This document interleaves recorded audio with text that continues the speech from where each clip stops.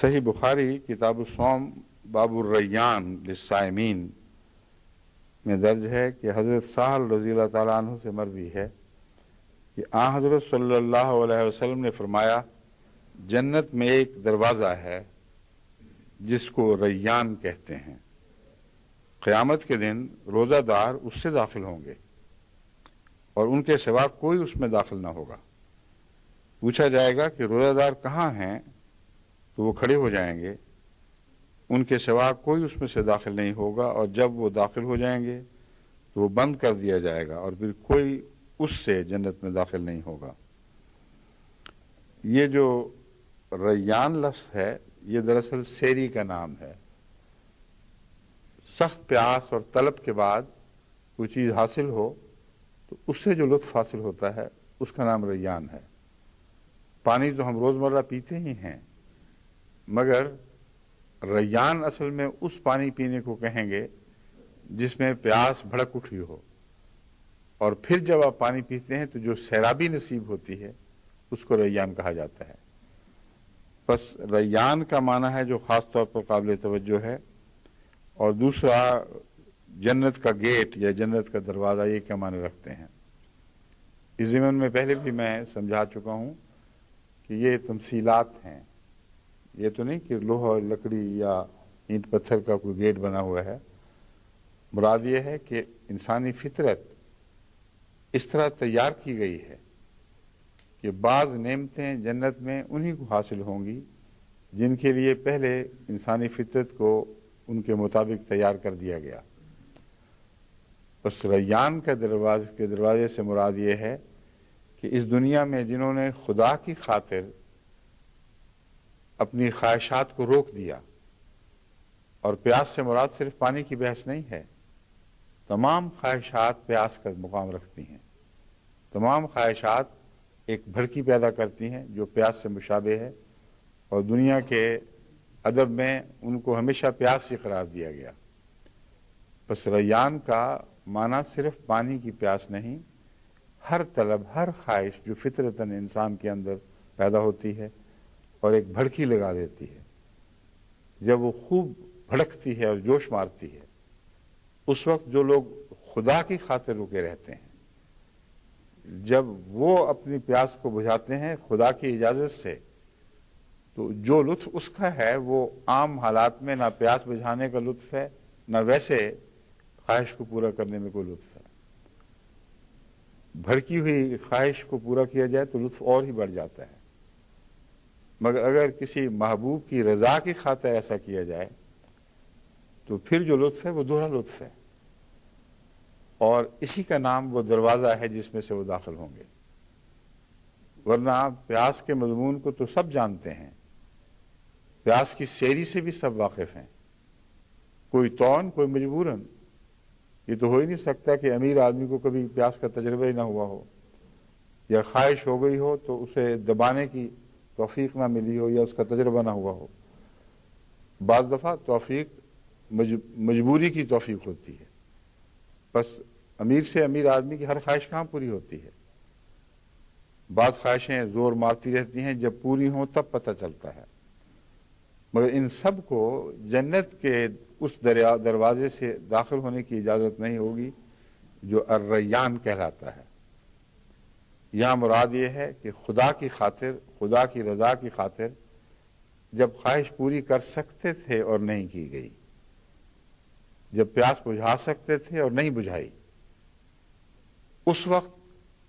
تم جانتے ہو کہ دنیا میں روزے نے تمہیں سکھا دیا ہے کہ جب پیاس بجھاتے ہو تو دوہری لذت حاصل کرتے ہو، کہ اپنے رب کی خاطر میں ایک امتحان سے کامیابی سے گزر گیا، اور گھونٹ گھونٹ پانی اپنے اندر دوہری لذتیں رکھتا ہے کہ اب خدا کی اجازت سے میں نے اپنی پیاس کو بجھایا یا اپنی دوسری خواہشات کو پورا کیا۔ تو یہ جو جنت کا ایک زائد مضمون ہم یہاں اپنے لیے پیدا کر دیتے ہیں، یہی وہ دروازہ بنانا ہے، یعنی ہم خود اپنے اس دروازے کو تعمیر کر رہے ہیں اس دنیا میں، جو آخری دنیا میں ہمارے سامنے پیش ہوگا، اور جس نے دروازہ بنایا ہے، جس کا وہ مالک ہے، وہی اس سے گزرے گا اور کوئی نہیں گزر سکتا۔ بس یہ مراد نہیں کہ ایک گیٹ اکٹھا ایک جگہ کھڑا ہوا ہے اور کروڑہا آدمی اس کے سامنے کیوں لگا کے کھڑے ہیں کہ ہمیں اجازت ہو تو ہم بھی اس میں سے گزریں، کیونکہ جنت میں تو دوسرے دروازوں سے بھی گزرے ہیں، تو کیا بار بار نکلنا پڑے گا پھر؟ اگر یہ منظر ہو تو کوئی روزے کے دروازے سے گیا ہے، کوئی نماز کے دروازے سے گیا ہے، کوئی جہاد کے دروازے سے گیا ہے، اور جو روزے دار جہاد کے دروازے سے گیا ہے وہ کہے گا روزے کا مزہ تو میں نے چکھا کوئی نہیں،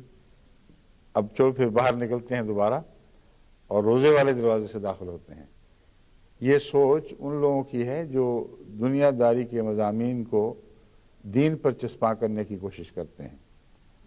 دین کے اپنے محاورے ہیں اور دین کی الگ کیفیات ہیں، اور ایسا ممکن ہے کہ بیک وقت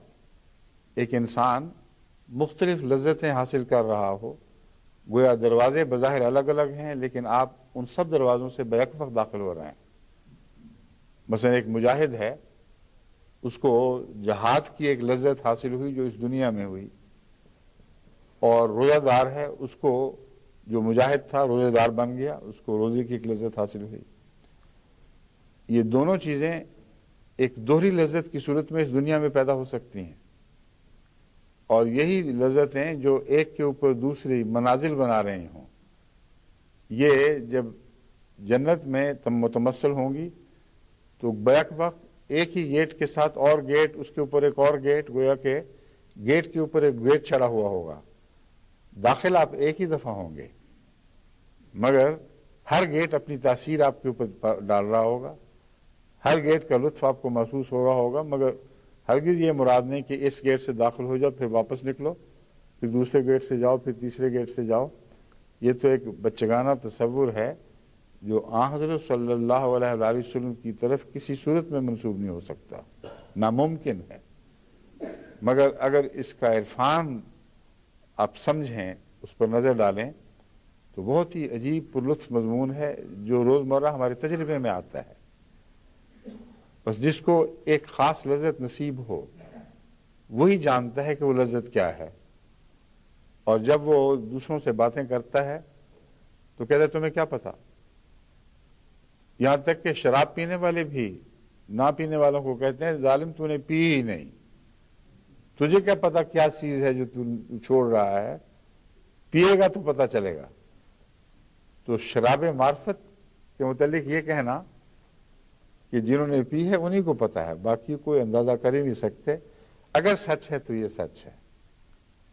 شراب کا تو اللہ بہتر جانتا ہے کیا نشے ہیں، مگر اس سے زیادہ نشے اللہ تعالیٰ کی محبت کی مے کے دنیا میں بسا اوقات ایک انسان پا لیتا ہے، اور اس کے مقابل پر ہر نشہ ختم ہو جاتا ہے۔ بس قیامت کے دن جو ریان کا دروازہ ہے وہ یہ دروازہ ہے جو اس دنیا میں ہم تعمیر کرتے ہیں، اور صرف پیاس کی بات پانی سے تعلق نہیں رکھتی، بلکہ دنیا کی ہر خواہش جو ہم خدا کی خاطر چھوڑتے ہیں اور ہمارے دل میں وہ ایک بھڑکی لگا دیتی ہے، جب خدا کی خاطر اس کو پورا کرتے ہیں تو وہ لذت ہے جو متمثل ہوگی جنت میں اور بہت بڑھ جائے گی، اتنی کہ اس دنیا کی لذت سے اس کی کوئی نسبت نہیں ہوگی، اس کے ساتھ اس دنیا کی لذت کو کوئی نسبت نہیں ہوگی۔